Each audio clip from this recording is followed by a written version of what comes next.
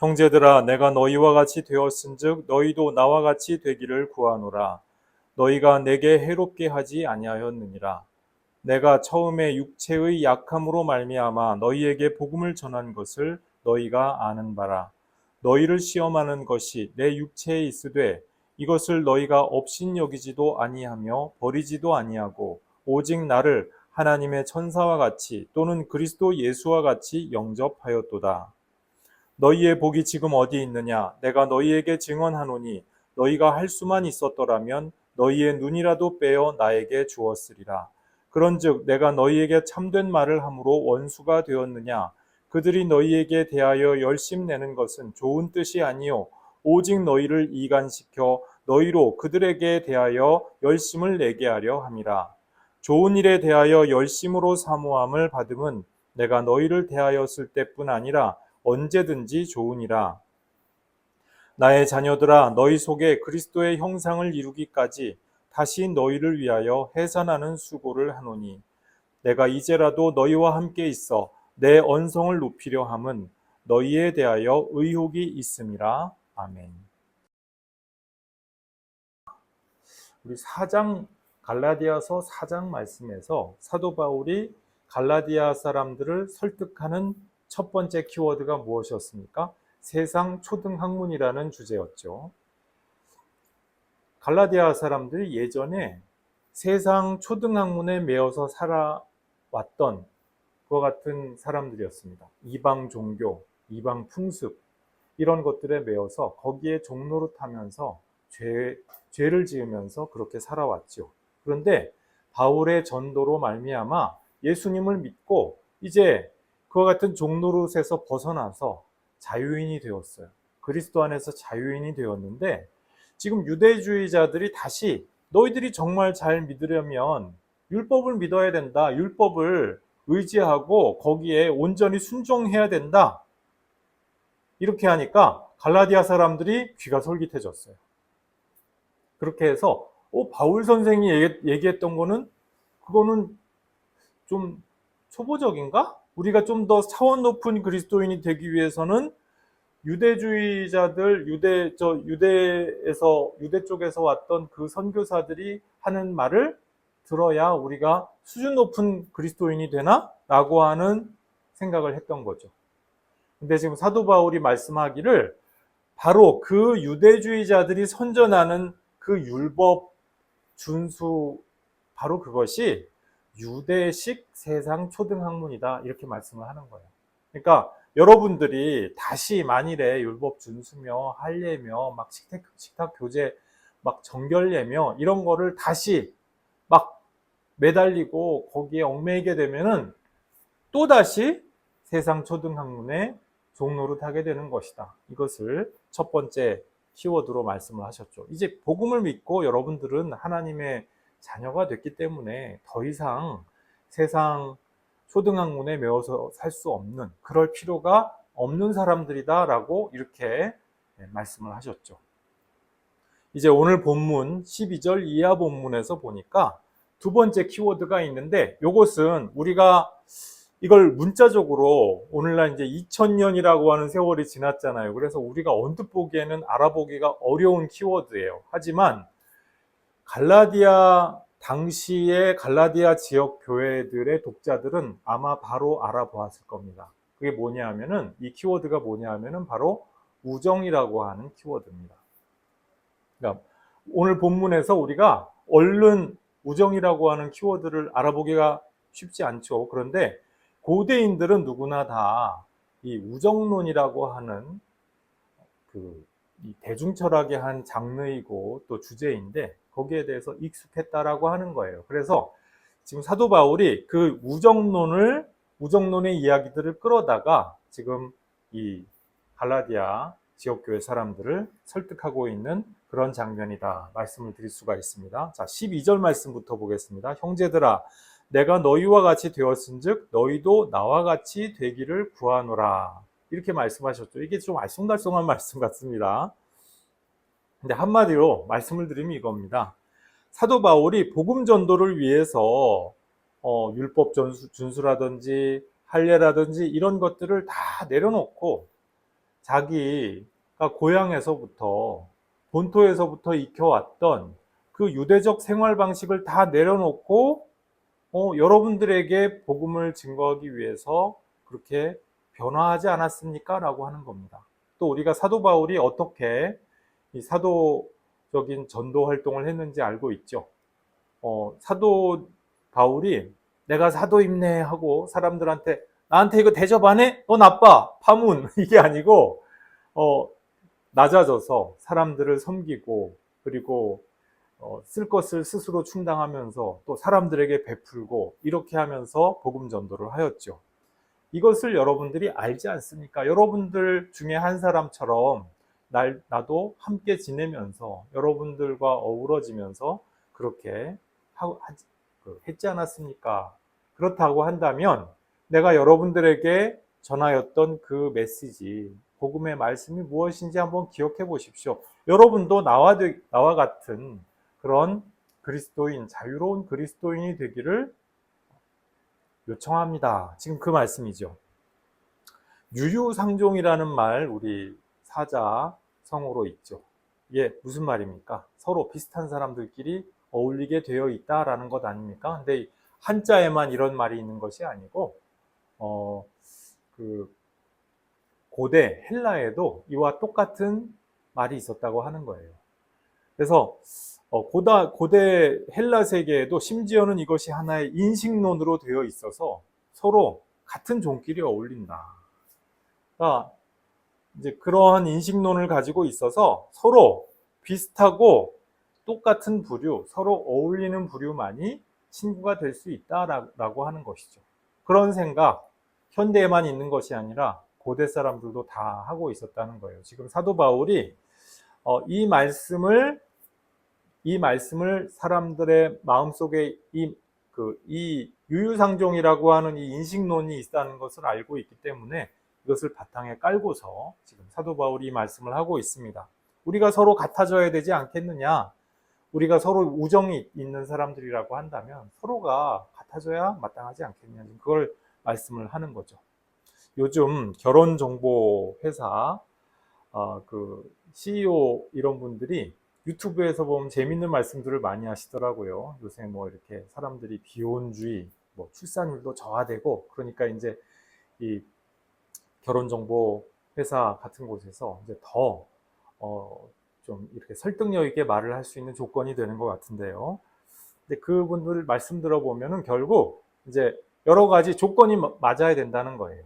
서로의 조건이 서로 어울리고 비슷해야 좋은 짝이 된다. 이제 그런 얘기죠.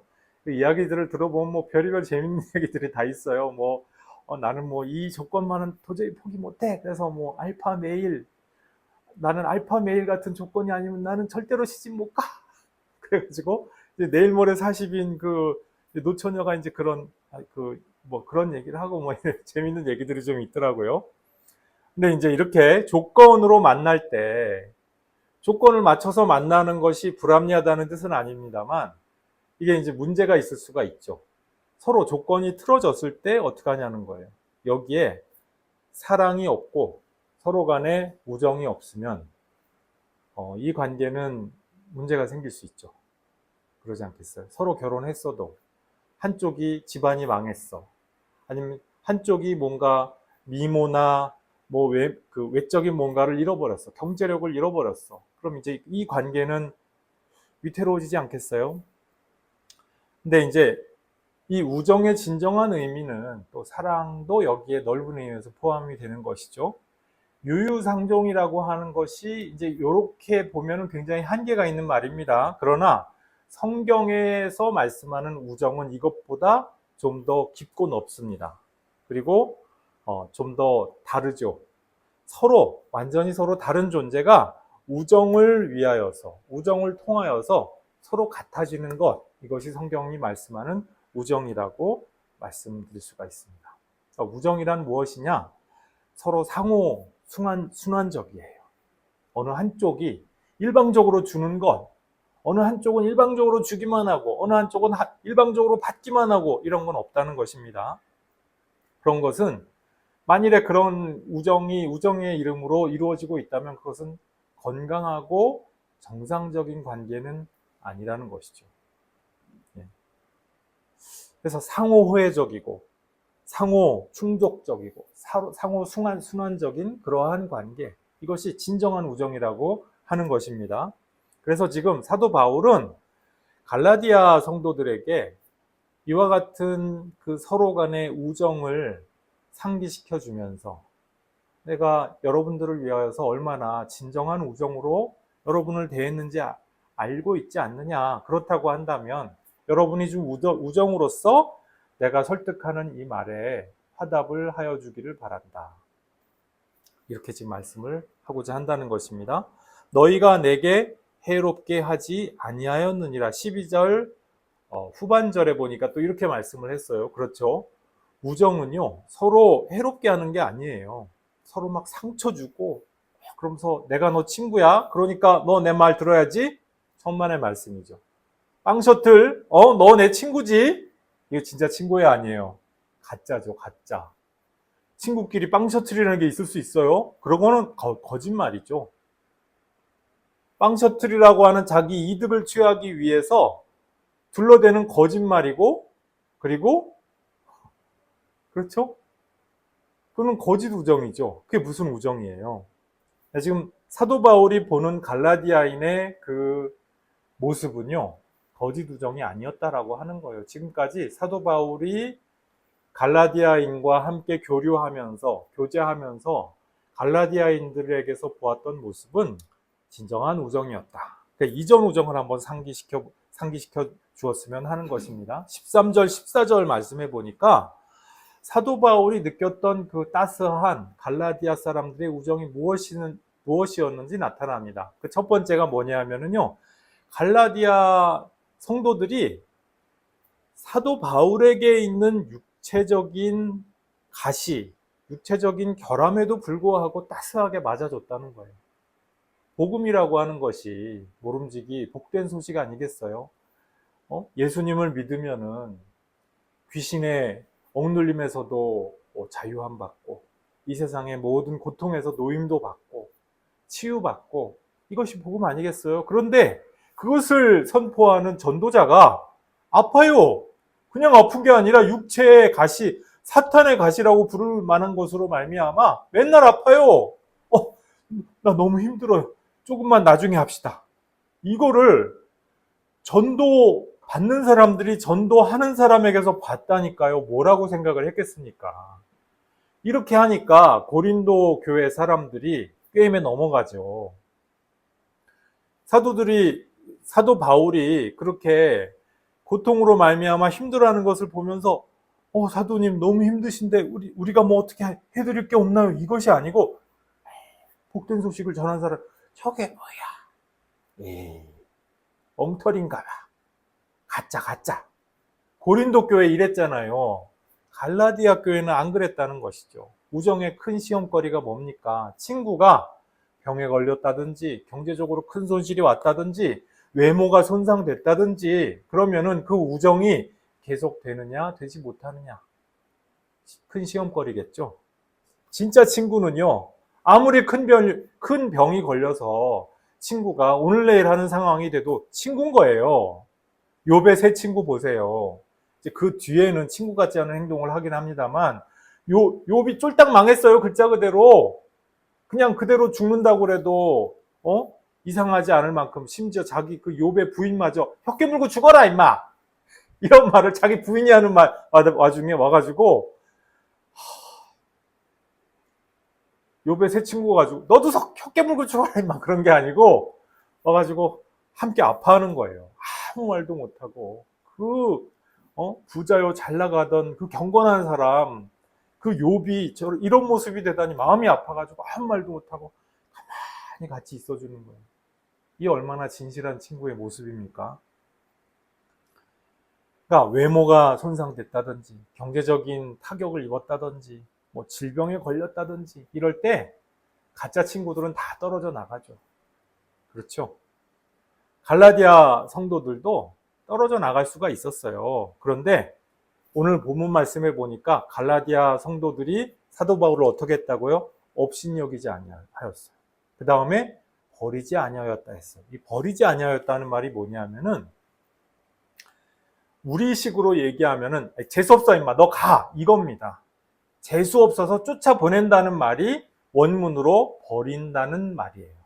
원래는 이게 귀신을 쫓아낼 때 소금 뿌리면서 우리식으로 얘기하면은 이렇게 소금 뿌리면서 에이 재수없어 소금 뿌리면서 너 가 에이 재수없어 대낮부터 아침 대바람부터 이게 뭐 하는 일이람 저런 재수없는 이게 일종의 액막이 용어였다는 거예요. 그런데 그 말이 이제 뜻이 좀 바뀌어서 멸시하고 업신여길 때 이것을 버린다 이렇게 이제 원문상으로 그렇게 말했다는 것이죠. 사도 바울에 대하여서 이런 어떤 미신적인 사고에 사로잡혀서 또 재수없어. 또 육체의 가시에 또 해가지고 저 난리법석 떠네? 에이 재수없어. 소금 던지면 저리 가세요. 이랬을 수 있겠죠. 갈라디아 사람들도 얼마든지. 그런데 그렇지 않았다는 거예요. 목회자가 질병을 앓는다고 생각해 보십시오. 뭐 암이 걸렸다든지 어디 수술을 해야 된다든지 그러면 목사님이 얼마나 교회를 위하여서 열심히 섬기시다가 그렇게 되셨을까? 안타깝다.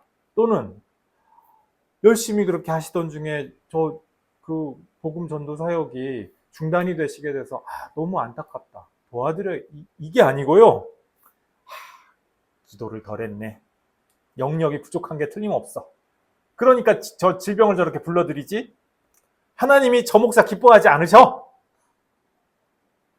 이게 괜한 얘기 같죠? 그냥 꾸며내는 얘기가 아니에요. 실제로 이런 말을 하는 경우가 있어요. 저 권사, 저 장로, 얼마나 기도를 안 했으면, 얼마나 믿음이 안 좋으면 아들이 사고를 당해, 딸이 저런 일을 당해, 여러분이 실화예요. 자, 사도 바울도 고린도 교회에서 이런 의혹 때문에 어려움을 겪었잖아요. 갈라디아 교회 사람들은 이런 의혹에도 불구하고 사도 바울을 진정 하나님의 사자로서 영접했어요. 하나님의 천사처럼 대접했고요. 심지어는 예수님을 대신해서 나타난 그 대리자처럼 그렇게 대접하고 섬겼다는 거예요. 이게 얼마나 자랑거리여야 마땅하겠어요. 얼마나 이것이 갈라디아 성도들의 복이 되겠습니까? 그래서 지금 15절 말씀에 사도 바울이 이렇게 말씀하죠. 너희의 복이 어디 있느냐? 여러분들 그랬던 분들 아닙니까? 그것이 여러분의 복이요. 자랑거리인데. 그러면서 심지어 지금 갈라디아 성도들의 사도 바울에 대한 우정에 대해서 이렇게 말씀합니다. 내가 너희에게 증언하노니 너희가 할 수만 있었더라면 너희 눈이라도 빼어 나에게 주었으리라. 지금 복이 어디 있느냐? 복이 위태롭게 되었다는 것이죠. 믿음이 흔들리면서 그 우정이 지금 깨지고 아무것도 아닌 것처럼 되어버릴 위험에 처하게 되었다. 예정을 생각해 보아라. 여러분에게 있는 눈이라도 빼어주지 않았겠느냐. 이 눈이라고 하는 것이 예나 지금이나 가장 섬세하고 귀중한 장기죠. 그런데 이 눈이라도 빼어준다는 것은 굉장히 가장 눈에 넣어도 아프지 않는 존재, 자식들이 그런 존재죠. 그럼 이제 사람들이 이제 장난친다고 이야기를 하면 눈에 넣어봐 아프지? 눈에 넣으면 어떻겠어요? 아프죠. 그래도 그것도 참을 만큼 귀한 존재라는 말 아니겠어요? 근데 이제 고대 로마의 작가 중에 루키아누스라고 하는 사람이 있습니다. 이분이 쓴 톡사리스라고 하는 작품이 있는데 소설 작품입니다. 여기에 이제 고대 세계에서 굉장히 유명한 작품이거든요. 이 눈에 얽혀서 눈과 우정에 얽힌 유명한 이야기가 있습니다. 이 톡사리스라는 사람이 어떤 사람이냐면은 이 작품의 주인공인데 스키티아 사람이에요. 스키티아 사람이 이제 우정에 관해서 상대방하고 6가지 이야기 배틀을 하는 이제 그런 이야기입니다. 근데 이제 그 가운데 한 가지 나오는 이야기인데 스키티아 사람인 단다미스와 아미조케스라고 하는 사람, 이 두 사람의 우정 이야기입니다. 들어보십시오. 이게 상당히 재밌는 이야기입니다. 사도 바울도 아마 이 이야기를 알았을 거예요. 그만큼 이 이야기가 굉장히 고대 유명한 이야기였다는 것이죠.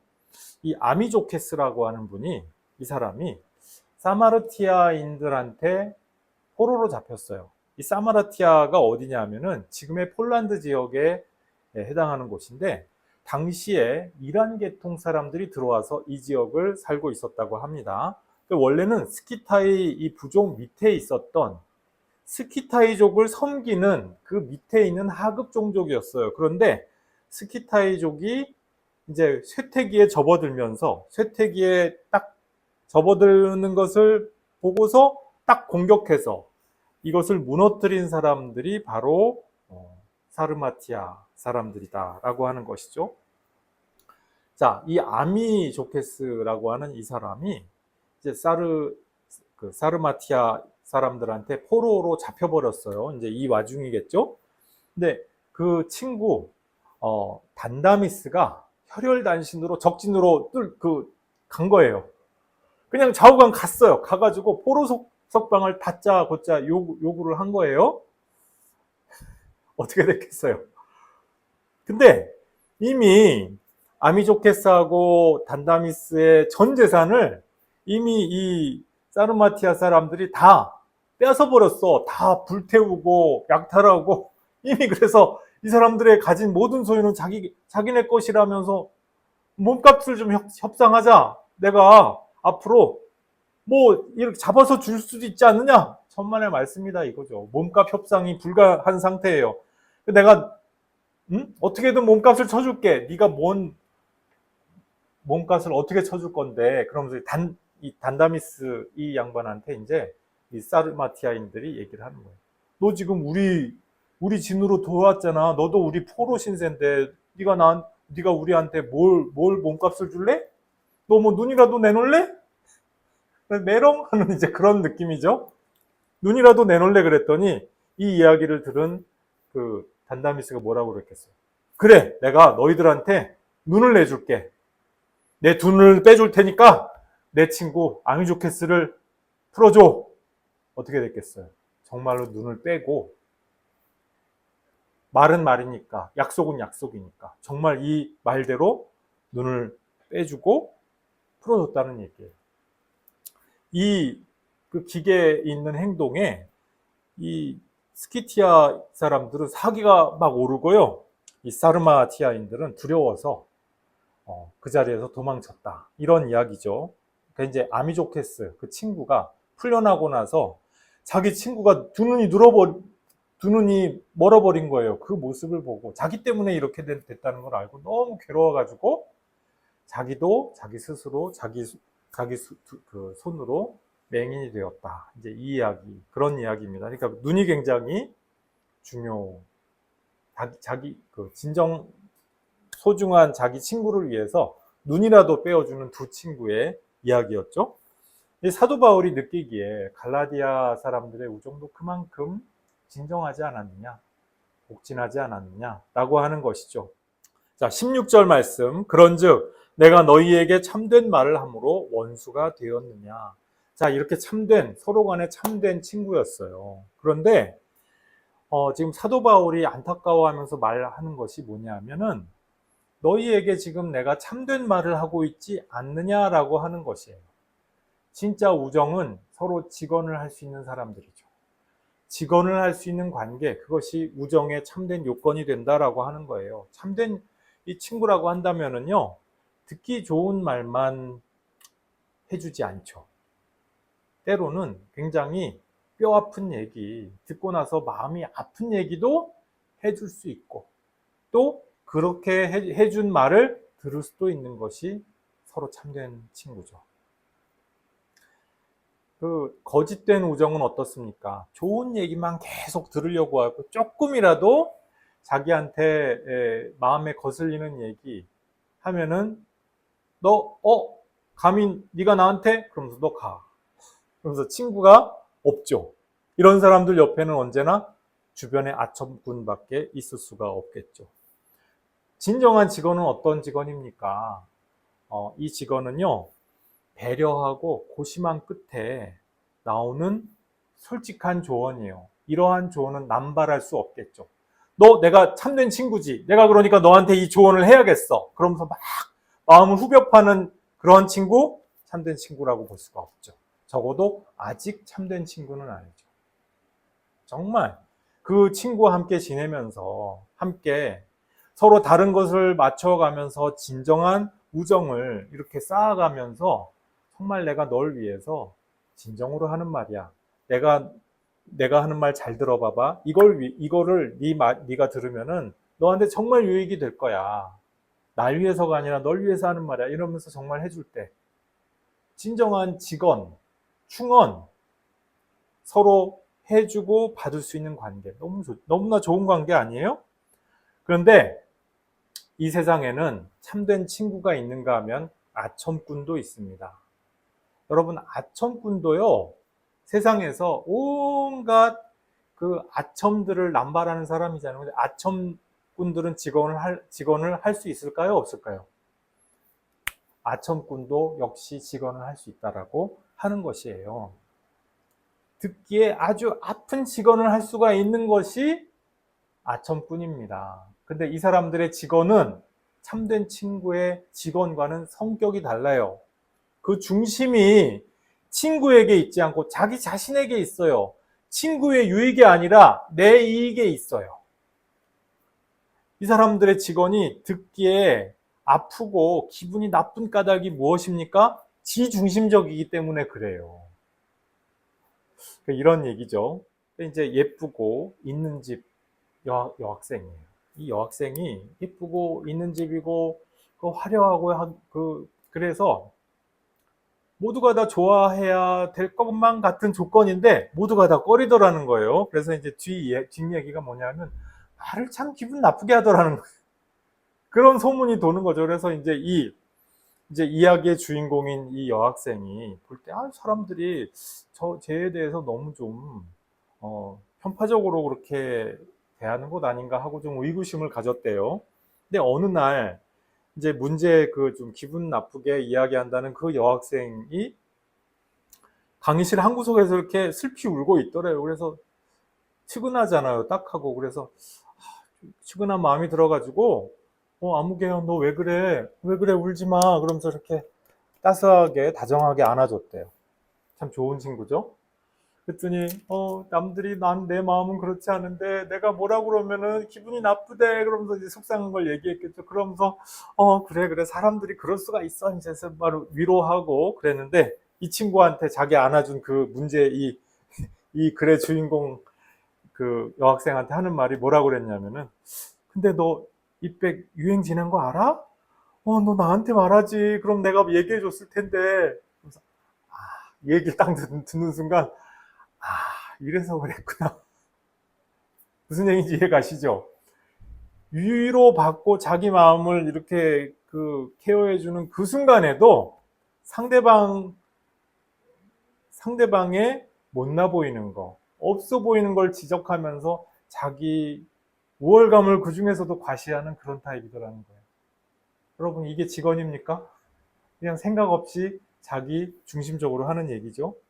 여러분, 이런 것은 좋은 뜻으로 하는 것이 아니죠. 그냥 생각이 자기 중심적으로밖에 할 수 없고 상대방, 친구를 위해서 할 줄 아는 우정이 없기 때문이죠. 교회 여러분들은 어떤 친구가 되고 싶으십니까? 예수님 안에서 어떤 친구가 되고 싶으십니까? 오늘 좀 본문이 길기 때문에 일부만 보았습니다.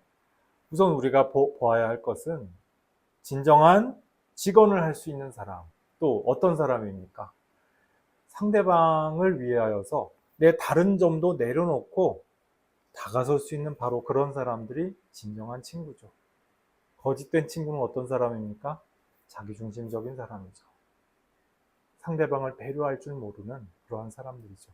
하나님께서 바로 우리에게 이와 같이 참된 좋은 친구가 되는 분이라고 말씀드릴 수가 있습니다. 또 우리가 복음 전도하는 모든 사람들이 바로 이와 같은 하나님의 형상을 입어야 될 사람들이 되는 줄로 믿습니다. 하나님이 우리와 무한하게 질적으로 다른 분이잖아요. 질적으로 무한하게 다른 분이 바로 하나님이시거든요. 그럼에도 우리와 친구가 되시기 위하여서 우리 성육신을 하시고 우리 가운데서 함께 살아가신 바로 그 예수님이시죠. 바로 이 예수님 때문에 우리가 하나님과 친구가 될 수 있고 교제할 수 있는 사이가 되었습니다. 우리도 이와 같이 참된 친구의 모습으로 우리 가족, 친지, 이웃 모두에게 다가가실 수 있는 교우 여러분들 모두 되시기를 주님의 이름으로 축복합니다. 기도하시겠습니다. 아버지 하나님 감사합니다.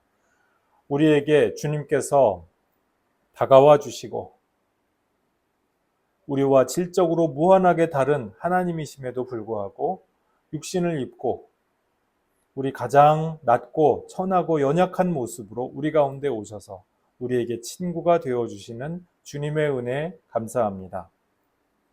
주님, 바울이 갈라디아 사람들에게 우정으로 호소하였던 것처럼 주님, 우리도 우리의 믿음이 참으로 하나님께 대한 참된 우정과 의리를 지키고 있는지 돌아볼 수 있게 도와주시고 또한 사람들에게 나아갈 때에도 주님의 복음을 받은 자로서 참된 우정과 의리가 있는 그 모습으로 나아가는지 돌아볼 수 있도록 은혜 내려 주시옵소서. 감사드리옵고 예수님 이름으로 기도드리옵나이다. 아멘.